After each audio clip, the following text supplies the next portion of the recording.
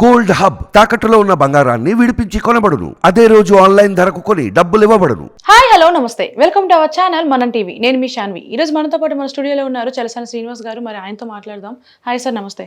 నమస్కారం, అందరికీ నమస్కారం. ఎలా ఉన్నారు సార్? పర్వాలేదండి. రాష్ట్రంలో ఆంధ్రప్రదేశ్ రాష్ట్రం వరకు తిరుగుతూ ఉన్నాం. ఇవాళ ఉత్తర భారతీయ జనతా పార్టీని ఓడించే క్రమంలో ఒక బస్సు యాత్రను చేపట్టాలని, అలాగే వడ్డే స్వామినేశ్వర గారు, మేము విజయరావు గారు, మండల శ్రీనివాస్ రిటైర్డ్ ఐఏఎస్ ఆఫీసర్ వెళ్ళి ముఖేష్ కుమార్ మీనా గారిని, ముఖ్య ఎన్నికల అధికారిని కలిసి వచ్చాం. దాంతోపాటు అనుమతి ఇవ్వడానికి వెంటనే ఈమెయిల్స్లో పంపించాం. సరే, ఏదేమైనా ప్రత్యేక హోదా విభజన హామీల కోసం ఖచ్చితంగా రాష్ట్ర వ్యాప్తంగా ఎక్కడైతే కుదిరితే అక్కడ అన్ని చోట్ల మేము తిరుగుతాం. ఉత్తర భారతీయ జనతా పార్టీని ఖచ్చితంగా ఓడించండి, ఆంధ్రుల ఆత్మగౌరవాన్ని, హక్కుల్ని కాపాడండి అని ప్రచారం చేస్తాం. సార్, ఇప్పుడు మీరు ఏపీలో చాలా ప్లేసెస్ తిరుగుతున్నారు. అలాగే ఇప్పుడు ఏపీలో ముఖ్యంగా చూసుకుంటే జగన్మోహన్ రెడ్డి గారి మీద రాళ్లదాడి జరిగింది. సో దీని మీద A1 అని A2 అని చాలా మంది ముద్దాయిల్ని తీసుకొచ్చారు. ఇదేంటంటే కొంతమంది ఇదంతా ప్లానెడ్ అని చెప్పేసి అంటున్నారు, కొంతమంది ముఖ్యమంత్రికే రక్షణ లేదు అని చెప్పేసి అంటున్నారు. మరి ఈ రాళ్లదాడి అనేది జగన్మోహన్ రెడ్డి గారికి అలాగే వైసీపీ పార్టీకి ప్లస్ అవుతుందా, మైనస్ అవుతుందా? అనేక చోట్ల తిరగడం జరిగిందండి. వెస్ట్ గోదావరిలో పెద్దలు, గుర్తులు, ఎర్రనారాయణస్వామి గారి విగ్రహావిష్కరణ కూడా వెళ్ళడం జరిగింది. దాని ముందు వచ్చారు. అలాగే పాలకొల్లు మిగతా చోట్ల సమావేశాలు తీసుకొచ్చాం. గోదావరి జిల్లాలో కానీ అక్కడ కానీ చూస్తే డెఫినెట్గా ఏదైతే 50% జనం బికాజ్ ఆఫ్ ప్రీవియస్ ఎక్స్పీరియన్స్ ఆ రాళ్ల దాడి నిజంగా జరిగిందా లేకపోతే చేయించారని నమ్మట్లేదండి. అవును, ఎందుకంటే అలా అయిపోయింది. నిజంగా జరిగి ఉండొచ్చు. నేను దాంట్లో మన ఎవరు నిర్ణయించడానికి మీ జర్నలిస్టులే కదా నిర్ణయించేస్తారు. కానీ ఒక్కటి చెప్తున్నానండి, అది గులకరాయి కొట్టారు, ఏది కొట్టారు అనేది రాజకీయ. తర్వాత మళ్ళీ చంద్రబాబు నాయుడు గారి మీద, తర్వాత కళ్యాణ్ బాబు గారి మీద కూడా ఇష్యూ జరిగింది. ఎవరైనా రాళ్ళే కొట్టించుకున్నాడంటే అంత దూరం నుంచి వచ్చితే ఇక్కడ తగిలితే చిట్లిపోతే అది కణత అయితే ఇదే పోతుంది, ప్రాణం పోతుంది. ఎవరైనా రిస్క్ తీసుకోరు. అప్పుడు మల్లెల బాబుజీ కొమ్మని చెప్తాను, మనం ఉండగా అక్కడ అడుగుతాను. మల్లెల బాబుజీకి ఉన్నప్పుడు ఇక్కడ కోసారు ఎన్టీఆర్ గారిని, లేదా కోడికత్తి కోసించారు, ఇదంతా అని మాట్లాడుతూ ఉన్నారు. దాంట్లో ప్రాణాలు పోయే పరిస్థితి ఉంటుందో లేదో తర్వాత సంగతి. అక్కడ జరిగిన గాయాలు బట్టి డెఫినెట్గా ఇది మాత్రం జరిగితే ఒక మానవీయ కోణంతో మనం ఆలోచించాలండి. ఇప్పుడు ఏదో పక్కన విసిరాయి వేయటం కాకుండా ఇక్కడ తగిలితే కణత దెబ్బతింటే మనిషి బతకడం, లేదా కన్ను పోతుంది ఎవరికి. అందువల్ల మొట్టమొదటిగా దాన్ని ఖండిద్దాం, నిర్ద్వందంగా ఖండించాలి, దాన్ని నిష్పక్షపాతంగా ఖండించాలి. మిగతా చోట్ల ఎక్కడ ఎవరి మీద జరిగినా కూడా అన్ని చోట్ల ఖండించడం అనేది అవసరం కూడా ప్రజాస్వామ్య వ్యవస్థలో. ఒక పార్టీల మీద ఇంకో పని చూసే తెలుగుదేశం పార్టీ మీద రాళ్ళ దాడికి మిగతా ఏదో చేసి దాడులు పాల్పడ్డారు.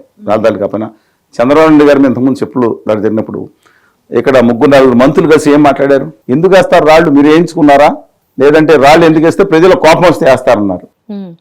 మళ్ళీ ఇప్పుడు ఈమె పడిందంటే సేమ్ అదే సిగ్గిందండి కదా. ఎవరి మీద జరిగినా ఖండించడం నేర్చుకోండి. పార్టీలకు అతీతంగా ప్రజాస్వామిక భావన పెంచుకోండి. ఇవాళ ఆలన్న మాటలన్నీ వీళ్ళ వీడియోలు వస్తున్నాయి. మంత్రులు, పెద్ద పెద్ద నాయకులు, అంబటి రాంబాబు గారు ఏమన్నారు, పేరు నాని గారు ఏమన్నారు, కొడాల నాని గారు ఏమన్నారు, మన ఇంకా 3-4 జోగి రమేష్ గారు ఏమన్నారు, పెద్దలు వీళ్ళన్నీ ఇంకో చాలా మంది పెద్దలు మాట్లాడుతున్నారు. వాళ్ళందరూ ఏమన్నారు, రాళ్ళు పడుతున్నాయంటే మీ హీనత వచ్చిందని. మరి ఇదే అనుకోవాలా? అందువల్ల అలా అనుకోకూడదు. ఎవరు జరిగిన నిర్ద్వందంగా దాన్ని ఖండించాలి. ఒకవేళ వాళ్ళు ఎలాంటి రాళ్ళదాడులు వెనకాల ఎవరున్నా ఖచ్చితంగా ఖండించాలి. ఎందుకంటే భౌతిక దాడులు హేయం. వాళ్ళేదో అడ్డం పెట్టుకుని కొంతమంది నాయకుల మీదకి వెళ్ళి లేదా స్వతంత్ర వ్యక్తిత్వం వాళ్ళ మీదకి వెళ్ళి చేద్దాం అనుకునే దిక్కుమాల నీచమైన వ్యవస్థని ప్రోత్సహించొద్దు. చెప్పులు ఇసట్టం ఇవన్నీ ఒక గొప్పగా హీరోయిజంగా భావిస్తున్నారా?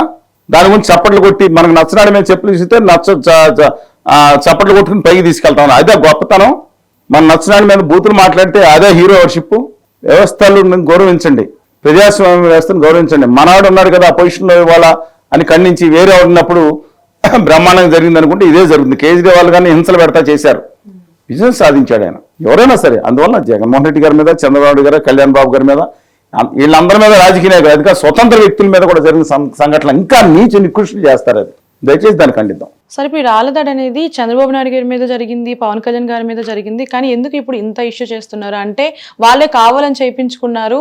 అలాగే నిందితులు ఎవరైతే చూపిస్తున్నారో సతీష్ అని లేదంటే దుర్గారావు అని వాళ్ళకి డబ్బులు ఇచ్చి బెదిరించి ఇట్లా మాట్లాడిస్తున్నారు అంటున్నారు. అది నిజమేనా? నేను దాన్ని న్యాయ విచారణ సంస్థ వాళ్ళు లేదా చాలా టెస్టులు పెట్టి చేయించాలి. కానీ నేను ఒకటే చెప్పాను, అంత దూరం నుంచి ఇసిరారు, ఎంత దూరం నుంచి ఇసిరని. ఇక్కడ అంత దూరం నుంచి ఇసిరినప్పుడు ఇక్కడ మనిషి చనిపోయే పరిస్థితికి ఎవరు తెచ్చుకోరు.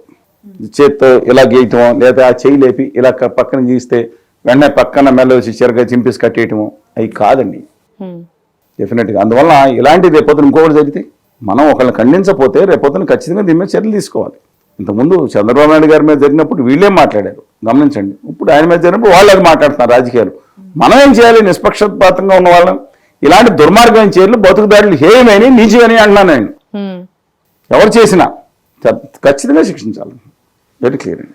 సార్ ఇప్పుడు జగన్మోహన్ రెడ్డి గారు అధికారంలో లేని టైంలో కోడికత్తి గారి ఇష్యూని తీసుకోండి, లేదంటే వివేకానంద గారి ఇష్యూని తీసుకోండి, ఈ ఇష్యూలకి ఏమన్నారంటే అధికారంలో ఎవరైతే ఉన్నారో వాళ్ళదే బాధ్యత అన్నారు. మరి ఇప్పుడు ఈ రాళ్ళదాడి జరిగింది కదా, ఎవరిది బాధ్యత అంటారు?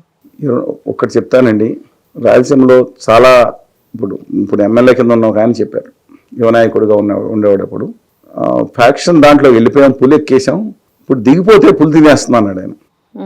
అన్నాడు అవతల వాడు దాడి చేసేవాడు, మమ్మల్ని హిట్ చేసేవాడు, అతనికి 24 గంటలు ఏదో ఒక నిమిషం ఛాన్సెస్ సరిపోతుంది. 24 గంటలు 1 నిమిషం ఛాన్స్, మాకు 24 గంటలు ప్రతి నిమిషం అలర్ట్గా ఉండాలి. ఎంత తేడా ఉందండి. అందువలన నేను అన్నండి, అధికారంలో ఉన్న వాళ్ళు తగు జాగ్రత్తలు తీసుకోవాలి. ప్రతిపక్షాల వాళ్ళు అధికారం మీద వేయటానికి ప్రయత్నిస్తారు, అధికార పక్షమే ప్రతిపక్షాల మీద వేయటానికి ప్రయత్నిస్తే ఈ దౌర్భాగ్యపు రోజుల్లో, అలాగే ఎవరైతే వాళ్ళ మాట మార్చుకుని మళ్ళీ ఇంకోటి మాట మార్చేసి వాళ్ళ నాయకుడిని అమ్మాలి బూతులు తిట్టి, వాళ్ళ కుటుంబ సభ్యులు తిట్టి, మళ్ళీ మాట మార్చేసి ఆ నాయకుడు ఈ నాయకుడిని పొగుతూ అవతల నాయకుడిని తిట్టే వాళ్ళకి స్వీట్లు సీట్లు ఇచ్చి నెత్తి మీద పెట్టుకుని తలంబరాలు పోసి వాళ్ళ కాళ్ళకి పాలు పోసి పాలు తాగే జనాలు ఉన్న రోజుల్లో, గొర్రెలు ఉన్న రోజుల్లో ఇంకేం చెప్పగలుగుతాం. అందువల్ల నేను ఒకటే చెప్తున్నాను, నేను ఎన్నిసార్లు చెప్పిన ఇది తప్పనిసరి ఖండిద్దాం. కానీ ఎన్నికల అడ్వాంటేజ్ అంటా ఉన్నారు మీరు.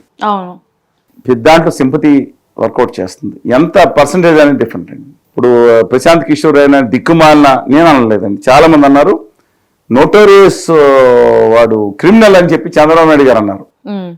ఆయన ఇప్పుడు జగన్ గారు వ్యతిరేకంగా పనిచేస్తున్నారు అనుకోవడానికి దేని వేరే సంగతి. ఖచ్చితంగా ఆయన వ్యవహారం చూసుకుంటే ఆయన ప్రవేశపెట్టిన దిక్కుమాలిన సంస్కృతి అంటాను. ఇంతకుముందు 34 సంవత్సరాల క్రితం కూడా ప్రవేశపెట్టారు తెలుగునాట. అందువల్ల సింపతి అనేది వర్కౌట్ అవుతుందండి. ఎంతవరకు అనేది ఆలోచించాలి. కానీ దాని నెగిటివిటీ కూడా అంతే ఉంది. ఎక్కువ మంది జనం నమ్మే పరిస్థితి కూడా లేదు. నిజంగా జరిగిన నమ్మే పరిస్థితి లేదు.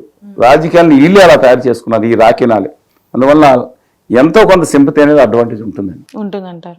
మరి ఎలక్షన్స్ కూడా దగ్గరలో ఉన్నాయి కాబట్టి ఈ పొత్తు గెలుస్తుందా లేదు అంటే ఇది రాళ్ళదాడి మీద గెలిచే పరిస్థితులు ఏమి ఉండవండి. ఎలా ఉంటాయండి?